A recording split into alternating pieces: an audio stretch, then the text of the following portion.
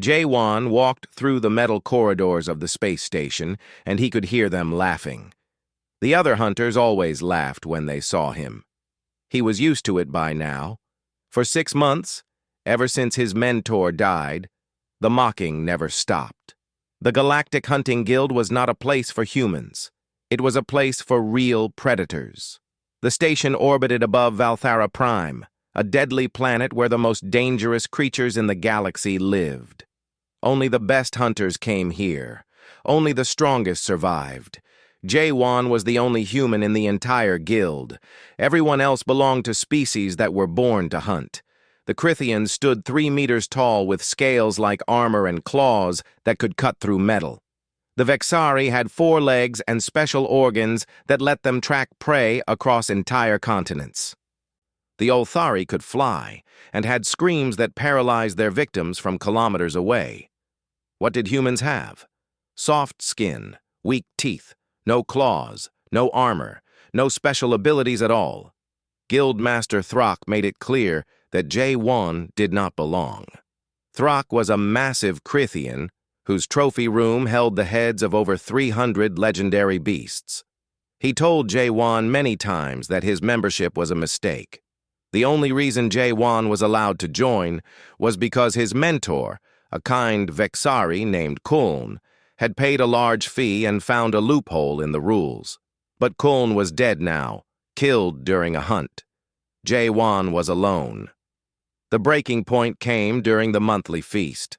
All the hunters gathered in the great hall to eat and boast about their kills.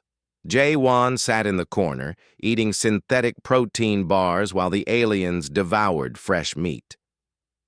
He tried to stay quiet and invisible. Then Vex approached. Vex was a young Crithian warrior with a mean streak. He brought his friends with him, and their eyes gleamed with cruel amusement. "Tell me, little soft skin," Vex hissed. His forked tongue tasted the air. "How does your pathetic species even survive? You have no claws, no fangs, no armor, no venom. You cannot see in the dark. You cannot smell fear. What do humans have?" The entire hall went silent. Hundreds of alien eyes turned to watch. They all wanted to hear what the weak human would say. Jaewon looked up from his food. His dark eyes met Vex's vertical slits without fear. He had heard this question 1,000 times before. The answer was always the same. "Persistence," Jaewon said. The word hung in the air for just a moment. Then the entire hall exploded with laughter. Aliens pounded their fists on tables. Some roared with amusement. Vex laughed so hard he nearly fell over. "Persistence!" Vex shouted. "The soft skin thinks stubbornness is a weapon. Tell me, human, how will persistence help you when a razor wing tears out your throat? How will it save you when shadow maws surround you in the dark?" Jaewon stood up slowly. He was small compared to the giants around him, but his voice was steady and calm. "I guess we will find out," he said. "I am registering for the Sovereign Hunt tomorrow." The laughter stopped instantly. Every creature in the hall froze. The Sovereign Hunt was legendary. It was a challenge that happened once every 5 years. Hunters would be dropped alone into the deepest, most hostile parts of Valthara Prime, with almost no supplies. The goal was simple: survive for 30 days and bring back the trophy of a Class 5 apex predator or higher. 73% of hunters died during the Sovereign Hunt. It was not for the weak. It was barely even for the strong. No human had ever attempted it. Guildmaster Throck stood up from his seat. His massive shadow fell across the hall. "Human!" His voice rumbled like an earthquake. "Are you certain? The Sovereign Hunt is not a game. It is not even for the merely strong. It is for those who have proven themselves the greatest hunters in the galaxy." "I am certain," Jaewon replied. His voice did not shake. A cruel smile spread across Vex's reptilian face. "Then I will register too. When you die in the jungle, human, I will make sure your death has meaning. Your skull will look amusing in my trophy collection." A reminder of human arrogance. 3 other hunters immediately volunteered. A Vexari tracker named Crix, an Ulthari sky hunter called Shriek, another Krithian warrior named Drath. They all wanted to witness the humans' failure. The hunt would begin in 48 hours. 6 hunters would descend to Valthara Prime. Not all of them would return. Jaywon returned to his small quarters and began to prepare. He did not have much.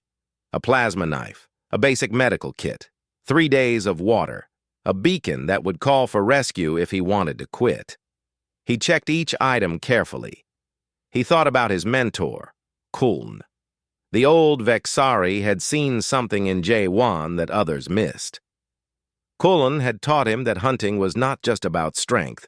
It was about understanding, about patience, about using your brain when your body was not enough. "They think we are weak," Kuln had said once, "but humans survived on their homeworld by being smarter than everything that wanted to eat them. That is not weakness. That is the ultimate strength." Jaywon closed his eyes and remembered Earth's history. Long before humans had spaceships or computers, they had hunted. They had hunted animals bigger and stronger than themselves. They had done it without claws or fangs. They had done it by being persistent, by never giving up, by chasing prey until it collapsed from exhaustion. Persistence hunting. It was humanity's oldest skill. The other species in the guild did not understand it. They were ambush predators, sprint hunters. They relied on explosive speed and overwhelming power. The idea of chasing something for hours or days seemed insane to them. But that was exactly what Jaywon planned to do. He spent the next 2 days studying everything he could about Valthara Prime. He memorized maps of the Crimson Jungle where he would be dropped. He reviewed data on predator behavior patterns. He learned which plants were edible and which were poison. He prepared his mind for what was coming. Other hunters prepared by sharpening their claws and practicing their killing techniques. Jaywon prepared by planning how to avoid fights he could not win and how to turn the jungle itself into his weapon. On the morning of the hunt, the 6 participants gathered at the launch bay. Vex stood with his claws gleaming, confident, and arrogant. Drath checked his armor plating. Crix calibrated his tracking sensors. Shriek stretched his wings. The 6th hunter, a young Vexari, looked nervous. Jaywon stood quietly with his small pack of supplies. He looked so small compared to the others, so weak, so doomed. Guildmaster Throck addressed them all. "You have chosen to participate in the sovereign hunt. This is your last chance to withdraw without shame. Once you enter those pods, there is no turning back except through victory or the forfeit beacon.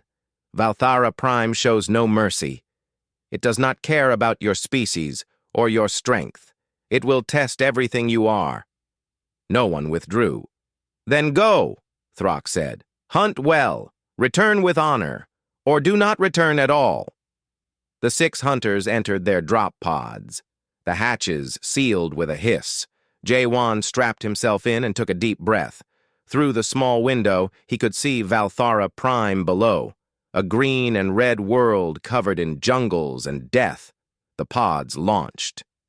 They screamed through space, through atmosphere, through clouds. The station grew smaller above them. The planet grew larger below. There was no turning back now. Jaywon closed his eyes and whispered a prayer to whatever gods might listen. Then he opened them again and prepared himself for war. The hunt had begun. The drop pod hit the jungle canopy like a meteor. Trees exploded around it. Branches tore at the hull. Then it crashed into the ground with bone-jarring force. The restraints released with a hiss, and Jaywon stumbled out into hell. The Crimson Jungle was alive. Not just alive with animals, but alive like it was a single hungry organism. The heat hit him first. It was like walking into an oven. The humidity made every breath feel like drowning. Strange sounds echoed from every direction. Roars. Screams. Things moving through the undergrowth. Jaywon quickly gathered his supplies. Plasma knife, medical kit, water for 3 days. The beacon sat heavy on his belt. One press, and he would be rescued. One press, and he would forfeit. One press and he would prove Vex right about humans being weak. He would not press it. His scanner came to life, showing dots of movement all around him. The device could detect life signs within 100 meters, but it could not tell him what was dangerous and what was not. Everything on this planet seemed dangerous. Something roared in the distance.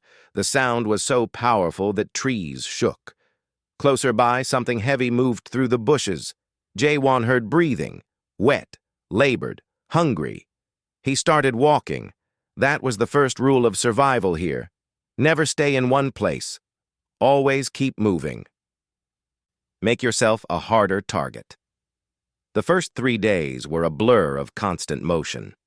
Jaewon walked during the brief twilight hours when many predators were changing from day to night hunting. He avoided water sources during peak times because that was where hunters waited for prey. He ate sparingly, protein-rich insects and mushrooms that his scanner said were safe for humans. His water rations stretched because he knew how to ration. On the 4th day, Jaewon met his first real threat. The spiked prowler had been following him for hours. It was a Class 3 predator, about the size of an earth tiger. But where a tiger had fur, this thing had venomous quills covering its body. Its jaws could crush starship metal. Its claws could dig through rock. Jaewon knew it was there. He had seen the signs. Scratches on trees where it marked territory, disturbed vegetation where it had passed, the faint smell of its musk. He was being hunted, but he was not helpless. He led the prowler toward a narrow ravine. The creature was big and powerful. The ravine was tight and steep. Size would be a weakness there, not a strength. When the prowler finally attacked, Jaewon was ready. The beast lunged with incredible speed, its quills bristling, its jaws wide. Jaewon rolled under the leap. The prowler sailed over him and crashed into the rocks. Before it could recover, Jaewon was running. He scrambled up the ravine wall using handholds that would never support the prowler's weight. The creature roared in fury and tried to follow. Its quills caught on the rocks. Its weight worked against it. It could not climb, but it did not give up. It circled around, trying to cut him off, trying to corner him, trying to tire him out and make him easy prey. That was its mistake. Jaewon did not tire, not the way the prowler expected. He kept moving, hour after hour, a steady pace that felt natural to him but was confusing to the predator. The prowler was built for explosive speed, for ambush. Its muscles were designed for short, powerful bursts. By the 8th hour, the prowler was exhausted. Its muscles burned. Its breathing was labored. It had never chased prey this long before. By the 12th hour, it gave up. It collapsed in the shade, too tired to continue. Jaewon kept walking. His legs ached and his lungs burned, but he kept walking. That was what humans did. They walked until everything else fell down. On day 7, Jaewon found a stream far from the usual hunting grounds. He needed water.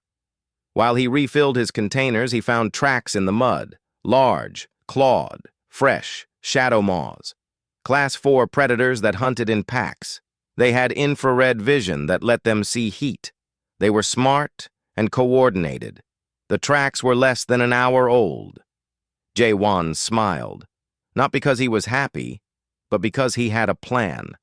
He spent the entire next day preparing. He used materials from the jungle to create traps. Simple traps. The kind humans had been using for hundreds of thousands of years. Snares made from woven vines, pit traps covered with branches and leaves, sharpened stakes hardened in fire. The Krithians would call these tools primitive. Jaewon called them effective. That night, the Shadow Maws found his trail. They thought they had cornered easy prey. The pack alpha was a massive beast with fur black as night and eyes that glowed like embers. It led the charge.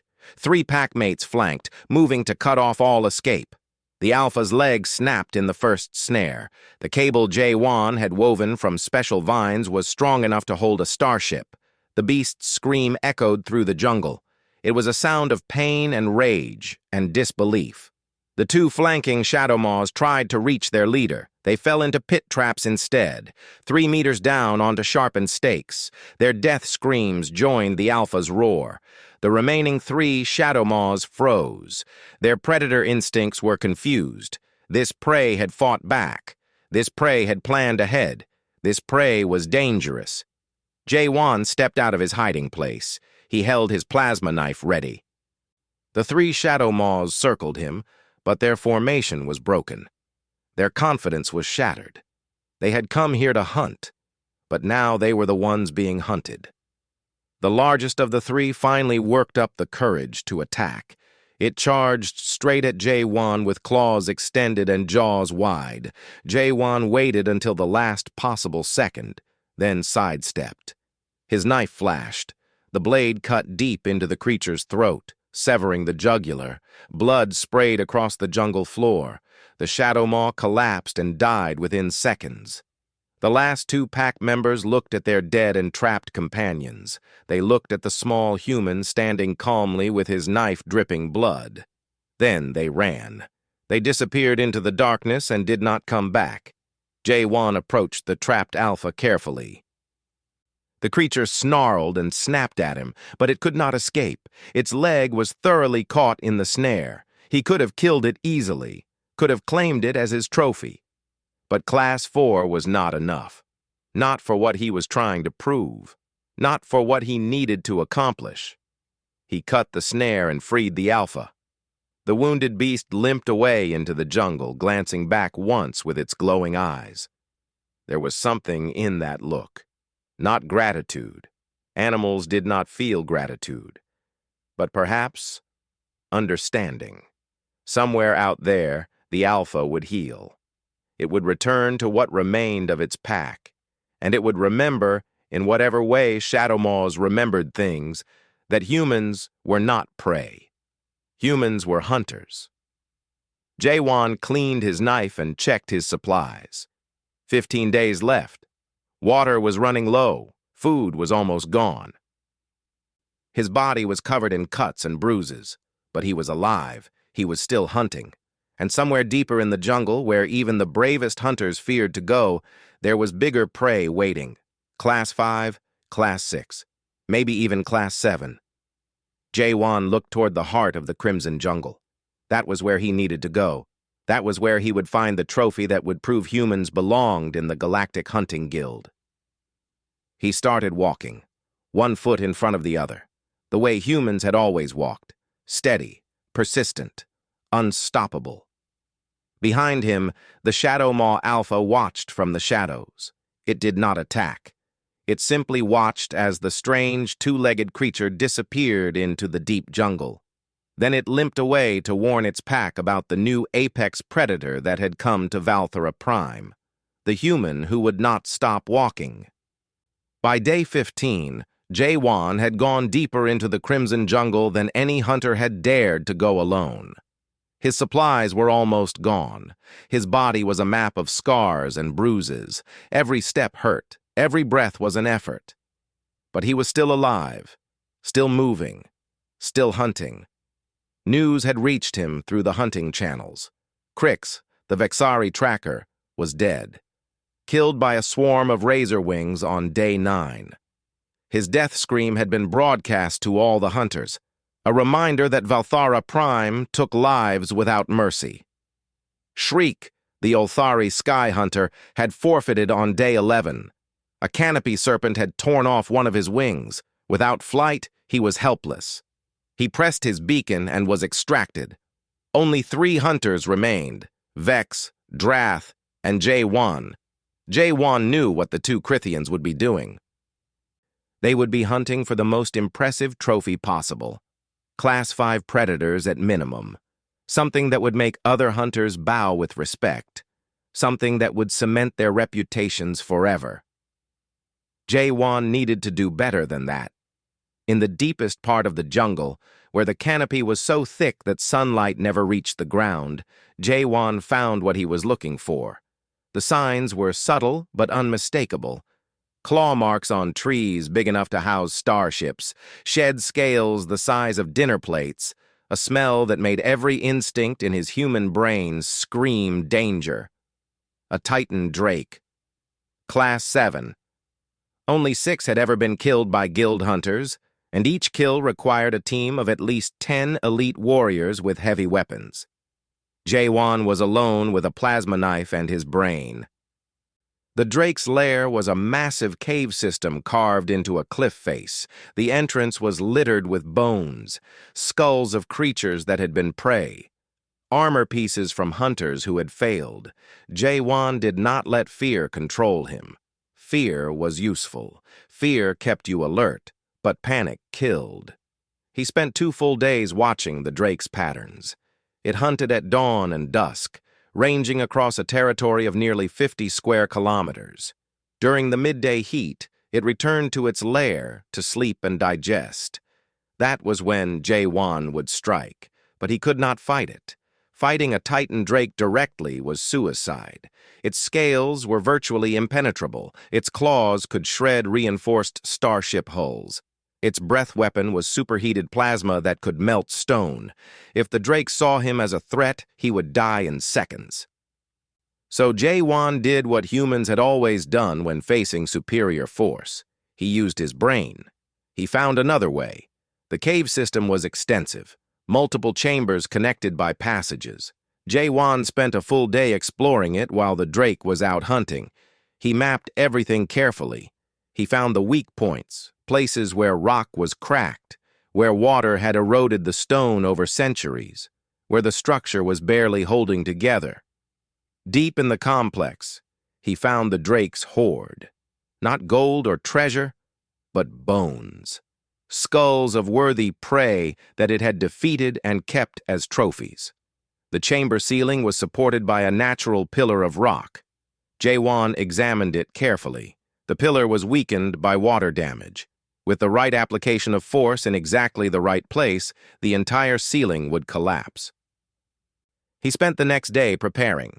Using materials from the jungle and his limited tools, he created incendiary devices. They were primitive but effective, fire and smoke, things that would enrage a territorial predator. He placed these devices at strategic points throughout the lair, in passages, in chambers, creating a trail that would lead the Drake exactly where he wanted it to go. On day 18, J1 put his plan into action. He waited until the Drake left for its dawn hunt. Then he entered the lair and activated the first device near the entrance. Thick, acrid smoke began to fill the cave. The kind of smoke that would offend and enrage a creature that considered this place its sacred territory. When the Drake returned and found its home invaded, its roar shook the entire cliff. Avalanches cascaded down nearby mountains. Birds fled from trees kilometers away. The sound was rage made physical. J1 was already deep in the cave system, lighting the next device, then the next, creating a trail of smoke and fire. The Drake followed, its massive body filling the passages. It was too angry to be cautious, too offended to think clearly. J1 could track its approach by the tremors in the stone, by the terrible sounds of its fury. It was coming. Fast.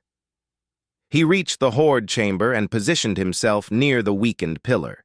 His heart hammered in his chest. His hands were steady despite the fear. This was it. Success or death. There was no middle ground. The Drake's massive head appeared in the entrance. Its eyes glowed with bioluminescent fury. Its jaws dripped with caustic saliva that hissed when it hit the stone floor. It saw J1 standing there, small, weak, insignificant. It charged. The entire cave system shook. The Drake's fury was unstoppable. Its massive form filled the chamber. J1 ran toward the weakened pillar. The Drake followed. Closer. Closer. At the last possible second, J1 dove to the side. His plasma knife flashed. He slashed at the pillar's base, cutting through the already compromised stone. Cutting through the exact weak point he had identified. The pillar collapsed. The ceiling came down with a roar louder than the drake itself, thousands of tons of rock, crushing, burying, entombing. The drake's death scream was cut short as the mountain fell on top of it. Jaewon barely escaped. He crawled through a narrow side passage as the entire cave system collapsed behind him. Rock dust filled his lungs. Debris cut his skin. But he kept crawling, kept moving. He emerged into the jungle covered in dust and blood, gasping for breath, but alive. When the dust settled hours later, he returned to the rubble. He spent the rest of the day digging. His hands bled, his muscles screamed, but he kept digging. Finally, he found what he was looking for: the drake's skull. Mostly intact despite the tons of rock that had fallen on it. Its jaws were still frozen in that final roar of defiance. Jaewon sat down next to the skull and laughed, not from joy, from exhaustion, from disbelief, from the sheer absurdity of what he had just accomplished. A Class 7 trophy, claimed by a lone human, with primitive tactics, with persistence, with a brain that refused to accept that some things were impossible. He constructed a sled from jungle materials. Vines and branches lashed together. He secured the massive skull to it. The skull was nearly as large as his entire body, but he would drag it. He would drag it all the way to the extraction point, if necessary. 12 days left until extraction. Plenty of time. Jaewon started walking, one foot in front of the other, dragging his trophy behind him. The skull left a trail in the jungle floor. A trail that said a human had been here. A trail that said humans could hunt. Predators watched from the shadows as he passed. They could smell the drake on him. They could see the massive skull he dragged. They kept their distance. The human was dangerous. Somewhere far away, in the safer parts of the jungle, Vex and Drath were still hunting their Class 5 trophies. They would be proud of their kills. They would think themselves superior. They did not know yet that a human had already surpassed them, that a human had done something that even teams of elite warriors struggled to accomplish. They would find out soon enough. On day 30 at the extraction point, they would see. They would see the Titan Drake skull. They would see the proof that humans were not weak. They would see that the lone human they had mocked was the ultimate hunter. Jaewon kept walking. The jungle was still dangerous. Predators still lurked. But he was not prey anymore. He had never been prey. He was human, and humans were the most persistent hunters the galaxy had ever seen. The walk to extraction would take 12 days. Jaewon had survived 18 days of hell. 12 more was nothing, just one foot in front of the other, again and again and again, forever if necessary. Because that was what humans did. They kept going long after everything else gave up. Day 30 arrived with the crimson dawn breaking through the jungle canopy. Jaewon stood at the extraction point, his body a testament to the brutality of Valthara Prime. Bruises covered his skin, cuts marked his arms and face, burns from the drake's caustic saliva had scarred his shoulder. But his eyes were clear, his back was straight, and beside him lay the massive skull of a Titan drake. The extraction shuttles descended from orbit like silver angels. Their engines scorched the jungle floor as they landed. Jaewon watched as 2 other shuttles touched down nearby. From the first emerged Vex, dragging the head of a Class 5 Razorwing Alpha. It was an impressive trophy, the kind that would earn respect from any hunter. From the second shuttle came Drath, carrying the carcass of a Class 5 Shadowmaw Matriarch. Another impressive kill, the kind that proved skill and courage. Both Krithians looked satisfied with themselves, confident, superior. Then they saw Jaewon, they saw his trophy, and they froze. "Impossible," Vex hissed, his reptilian features twisted in disbelief. "That is a Titan drake skull. You lie, human. You found it among old bones. You found ancient remains." Jaewon said nothing at first. He simply activated his hunt recorder. Every hunter was required to wear one during the sovereign hunt. It documented everything. The holographic display showed the collapsed cave system. It showed the timestamp of the kill. Day 18. Recent. Verified. Real. Drath approached the skull slowly. His clawed fingers ran over the bone structure. He examined the clean edges where Jaewon had extracted it from the rubble. His eyes studied every detail. Finally, he spoke. "It is real," Drath rumbled. His voice carried respect despite himself. "And recent. The human brought down a Titan Drake." "Alone," Jaewon added quietly. "With this," he held up his plasma knife. The blade was dulled and scarred from use. A simple tool, nothing special. Vex opened his mouth to argue, to find some explanation that would diminish the human's achievement. But no words came. The evidence was undeniable. The recording showed everything. A human had done what should have been impossible. The journey back to the orbital station was conducted in silence. Vex stared out the window, his pride wounded deeply. Drath kept glancing at Jaewon with an expression that might have been respect. The other hunters in the shuttle whispered among themselves. When they docked with the station, word had already spread through the guild's communication networks. Hundreds of hunters crowded the docking bay, representatives from dozens of species, all waiting to see the human who had accomplished the impossible. Guildmaster Throck stood at the center of the crowd. His massive arms were crossed over his chest. His expression was unreadable behind his reptilian features. Jaewon emerged from the shuttle carrying the drake skull. It was nearly as large as his entire body, but he carried it with dignity. The crowd parted before him in absolute silence. He walked steadily toward Guildmaster Throck and set the skull down at the Crithian leader's feet. "My trophy, Guildmaster," Jaewon said simply. "As required by the sovereign hunt." Throck examined the skull for a long moment. His clawed fingers traced the bone structure, the distinctive ridges that marked it unmistakably as a Titan Drake, the teeth that could pierce starship armor, the size that spoke of a creature that had lived for centuries. Finally, Throck looked up at Jaewon. For the first time since they had met, there was no contempt in his eyes. "How?" Throck asked. His voice carried to every corner of the docking bay. "How did a human, alone, bring down a Class 7 predator?" Jaewon met the Guildmaster's gaze evenly. "I studied it. I learned its patterns, its behaviors, its territory. I found its weakness and exploited it. I did not try to fight it on its terms. I made it fight on mine." "And if it had caught you?" Vex interjected from the crowd. His voice was sharp with anger. "If your plan had failed?" "Then I would have died," Jaewon replied calmly.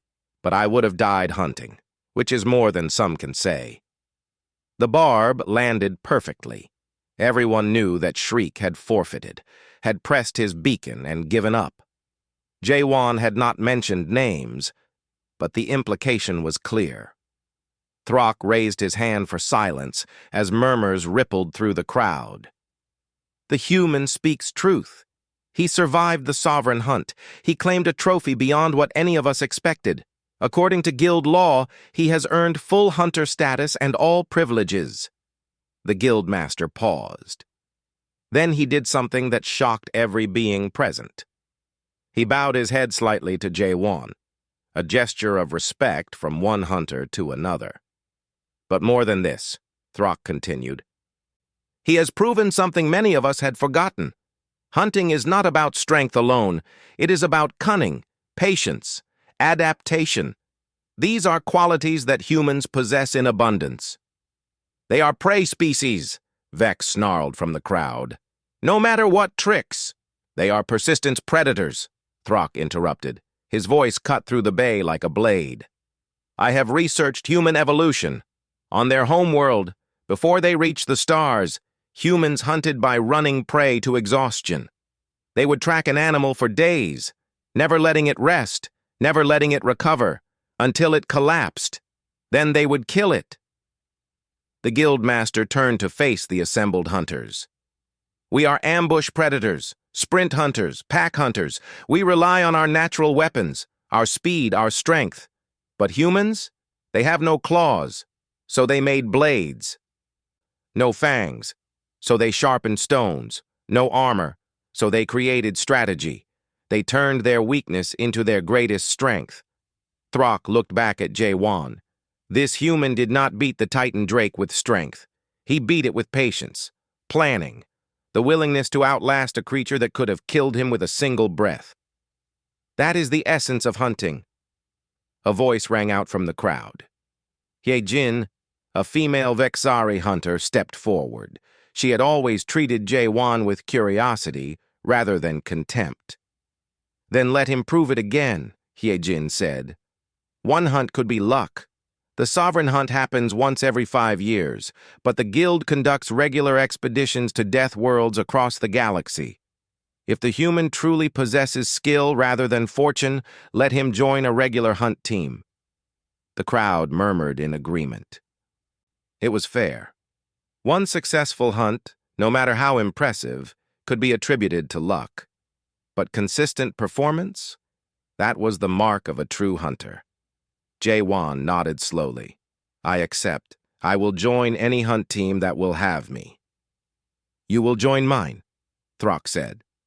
The words surprised everyone again. In 2 weeks, I lead an expedition to Carrick 7, an ice world where we have been contracted to thin frost reaver populations threatening mining colonies. It is a Class 4 threat environment. If you can perform there as you did on Valthara Prime, you will have truly earned your place among us. Jaewon extended his hand, a human gesture. After a moment, Throck gripped it with his massive claw.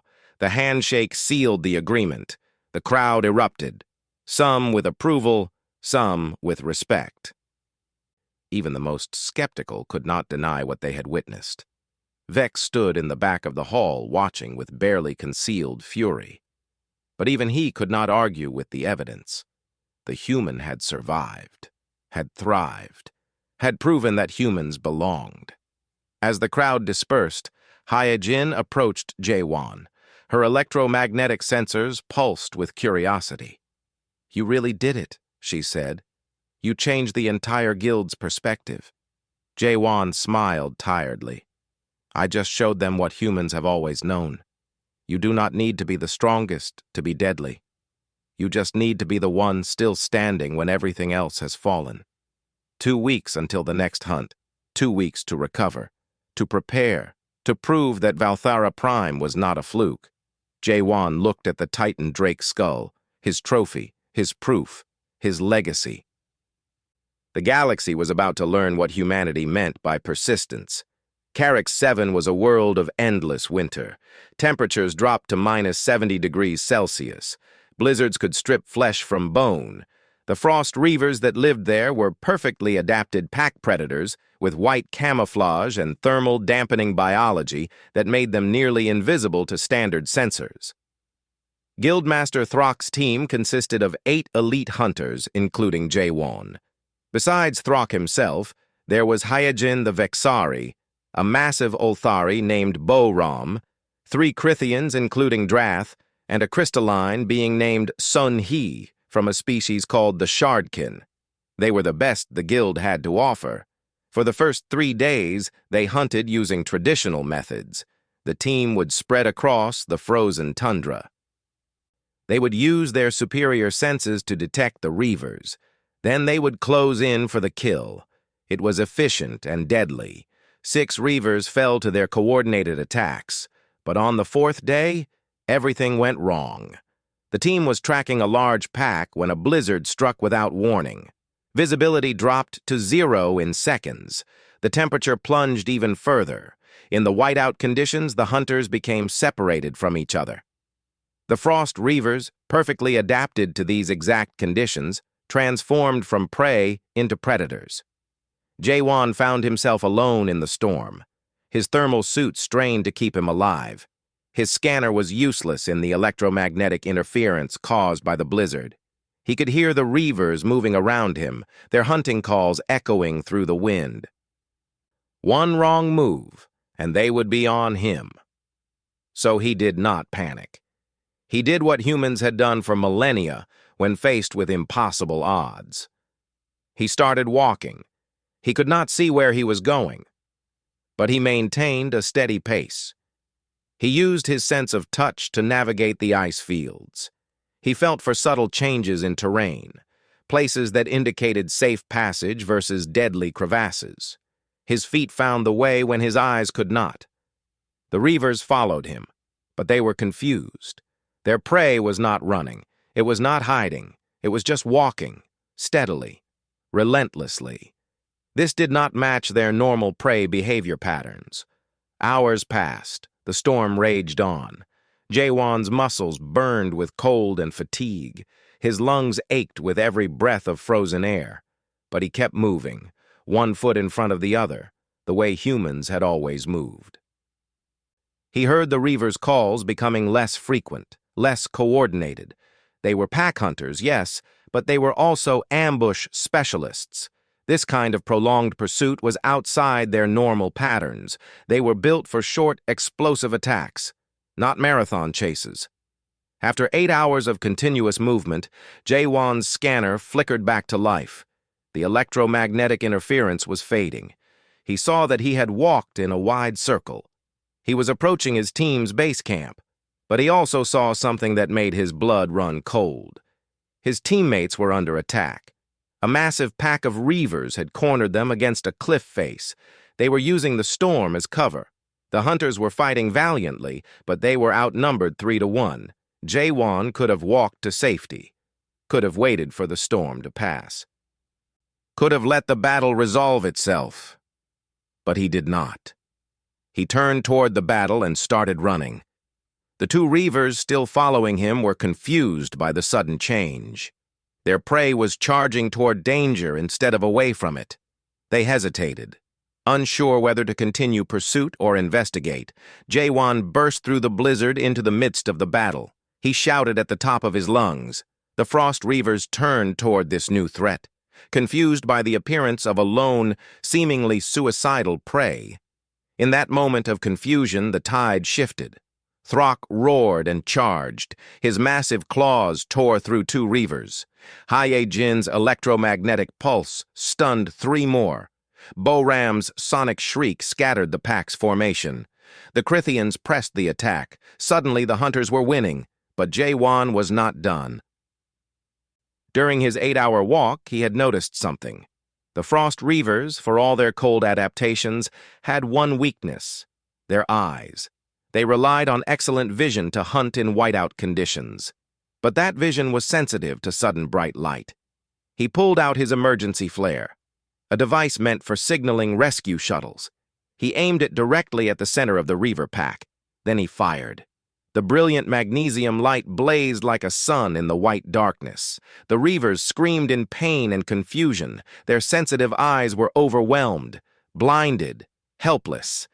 The hunters pressed their advantage. Within minutes, the battle was over. The surviving reavers fled into the storm, leaving their dead behind. When the blizzard finally cleared, the team gathered around their camp. Throck had a savage wound on his shoulder. Hyejin's electromagnetic organs were temporarily exhausted. Bo-Ram had lost several crystalline feathers. All of them looked at Jaewon with new understanding. "You walked for 8 hours through that storm," Hyejin said. Her voice carried awe. "We monitored your vitals through the team network. Your heart rate never exceeded what humans consider a light jog." "How?" Jaewon shrugged. He was exhausted but satisfied. "It is what humans do. We are not the fastest, not the strongest, but we can keep going when everything else gives up. Sometimes that is enough." Throck approached despite his wound. Krithian physiology was already clotting the injury. "You saved us, human. If you had not drawn those reavers away, if you had not provided that distraction, we would have been overwhelmed. We are a team. Jae-won replied simply. That is what teams do. The return to the guild station was triumphant.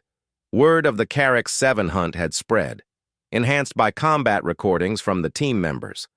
Other hunters saw not just Jae-won's endurance, but his quick thinking, his tactical awareness, his willingness to risk himself for his team. At the formal ceremony in the guild's grand hall, Guildmaster Throk stood before the assembled hunters. He made an announcement that would echo through the Galactic Hunting Guild for generations. For too long, we have judged hunters by physical attributes alone. We have valued claws over cunning, strength over strategy, speed over stamina.